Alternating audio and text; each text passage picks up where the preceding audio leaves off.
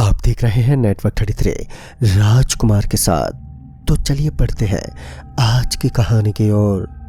दोस्तों, बस में सफ़र के दौरान मेरे साथ एक ऐसा हादसा हुआ है जिसे भूल पाना शायद मेरे लिए बहुत ही मुश्किल होगा। रात के लगभग 8 बज रहे थे और जब मैं रेलवे स्टेशन पर पहुंचा तो मुझे पता चला कि मेरी आखिरी ट्रेन अब स्टेशन से निकल चुकी है। फिर मैं अपना उदास चेहरा लेकर वापस दिल्ली की एक दुकान पर आकर बैठ गया। फिर मैंने एक दुकानदार को बताया कि मेरी आखिरी ट्रेन भी स्टेशन से निकल गई है। उसके बाद उस दुकानदार ने बताया कि यहाँ से लगभग 4 किलोमीटर आगे एक छोटा सा बस स्टैंड पड़ता है। मुझे वहाँ से कोई ना कोई बस ज़रूर मिल जाएगी। लेकिन 4 किलोमीटर की दूरी तय करना कोई आसान काम नहीं था, और वो भी पैदल। मगर मेरे पास कोई और चारा भी तो नहीं था और मैं चुपचाप उस तरफ चल पड़ा। जब मैं उस बस स्टैंड की तरफ निकल पड़ा था तो मुझे एक आदमी दिखा जो कि उसी बस स्टैंड की तरफ जा रहा था। मैंने उस आदमी को अपने साथ साथ चलते हुए देखा और फिर क्या था, मैंने उस आदमी को कहा, भाई साहब आपको कहाँ जाना है? उस आदमी ने मुझे कोई जवाब नहीं दिया। वो आदमी मुझे तो काफ़ी अजीब लग रहा था। उसका पूरा शरीर सिर्फ एक ही दिशा में पलटा हुआ था। वह लगातार ना तो कुछ बोल रहा था और ना ही उसकी सांसों की कोई आवाज़ सुनाई दे रही थी। रात काफ़ी घनी हो चुकी थी। चारों तरफ केवल और केवल सन्नाटा पसरा हुआ था और उस सन्नाटे के बीच चांद की थोड़ी बहुत ही रोशनी नजर आ रही थी। लेकिन मुझे इन सब से कोई लेना देना नहीं था। मैं चुपचाप से जल्दी उस बस स्टैंड तक पहुंचना चाहता था जिसके लिए मैं रवाना हुआ था। तभी मुझे एक ऑटो की आवाज़ सुनाई दी।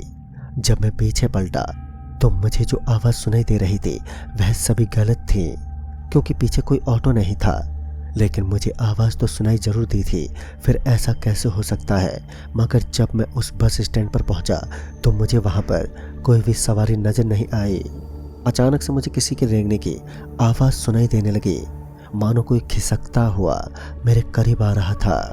लेकिन जब मैंने चारों तरफ देखा तो मुझे हर बार वहां पर कोई भी दिखाई नहीं देता। लेकिन अब मुझे भी इन चीज़ों से ज़्यादा कोई फर्क नहीं पड़ा। मैं चुपचाप अभी भी बस का इंतज़ार कर रहा था। अचानक से मुझे नींद आने लगी। मैं अभी सोया हुआ था कि अचानक से किसी ने मेरे कंधे पर अपना ठंडा ठंडा हाथ रख दिया, जिस वजह से मैं एकदम से उछल पड़ा।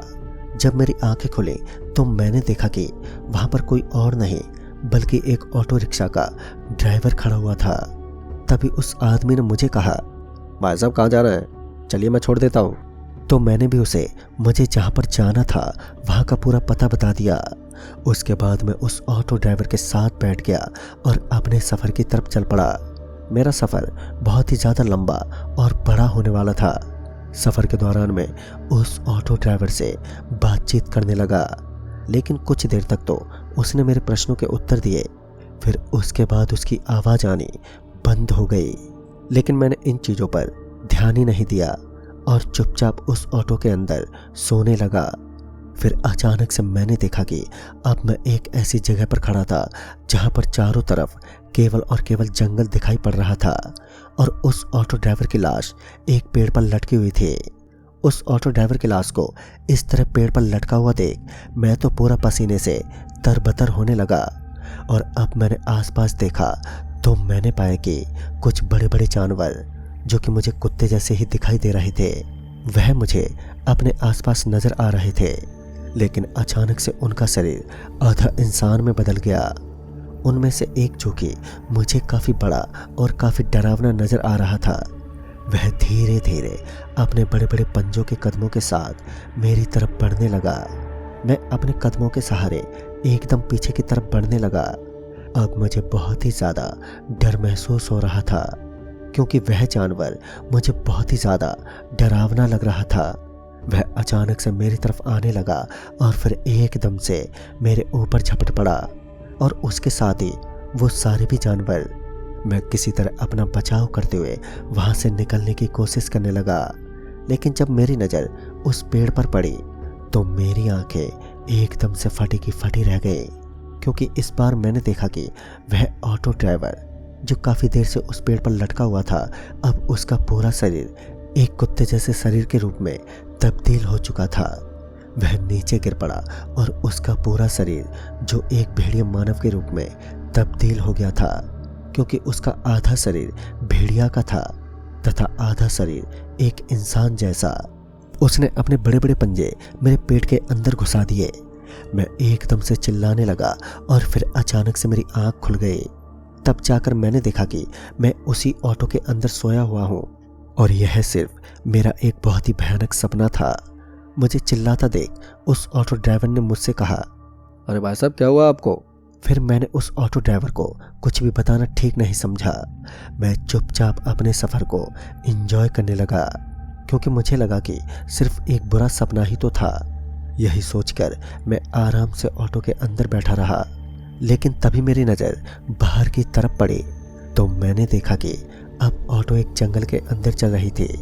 इस ऑटो को इस तरह से जंगल में चलता हुआ देख मैं तो एकदम से हैरान रह गया, क्योंकि रास्ता तो ये था ही नहीं, फिर ऑटो जंगल में क्यों चल रही थी। मैंने उस ड्राइवर से पूछा, अरे भाई साहब आपने ऑटो को किस रास्ते से लिया है? तो उस ड्राइवर ने कहा कि मैं एक शॉर्टकट रास्ते से ले जा रहा हूँ। मुझे उसकी ये बात सुनकर थोड़ा सुकून तो मिला, लेकिन यह वही जंगल था जो मैंने अभी अभी अपने सपने में देखा था। मैं अब थोड़ा थोड़ा घबराने लगा, क्योंकि मैं इस जंगल को अपने सपने में जो देख चुका था, लेकिन उसके बाद मैं कर भी क्या सकता था। मुझे ऐसा लगा कि कोई उस ऑटो के पीछे भाग रहा है। जब मैं पीछे पलटा तो मेरी आंखें फटी की फटी रह गईं। मेरे रोंगटे एकदम से खड़े होने लगे। इस बार मैंने देखा कि वहां पर कोई इंसान नहीं बल्कि एक कुत्ता हमारे ऑटो के पीछे पीछे भाग रहा था। लेकिन अचानक ही उस कुत्ते ने एक भेड़िया का रूप ले लिया। मुझे ड्राइविंग सीट की तरफ से किसी की आवाज़ सुनाई देने लगी। जब मैंने वहां पर देखा तो वहां पर उस ड्राइवर के हाथ मुझे किसी जानवर के हाथों में बदलते हुए दिखे।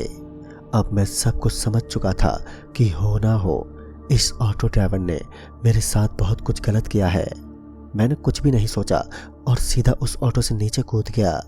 उस ऑटो से नीचे कूदने के बाद मैं सीधा जाकर एक पेड़ पर चढ़ने लगा, लेकिन अचानक से किसी ने मेरा पैर पकड़ लिया, पर मैं किसी को देख नहीं पाया। फिर मेरा सर जोर से ही एक मोटी सी लकड़ी पर लगा, जिस वजह से मैं वहीं पर बेहोश हो गया।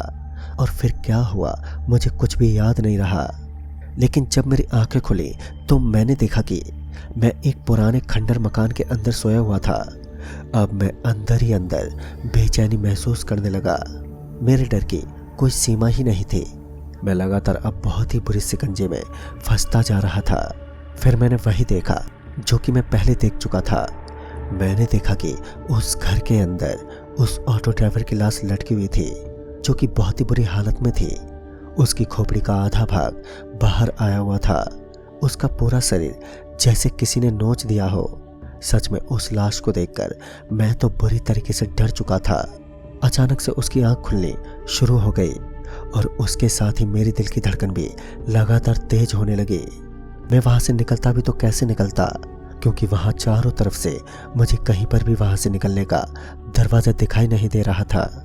लेकिन इसके बावजूद मैं चारों तरफ ढूंढने लगा था कि मुझे कहीं पर तो इसका दरवाज़ा मिल जाए, मगर मेरी सारी मेहनत एकदम बेकार चली गई।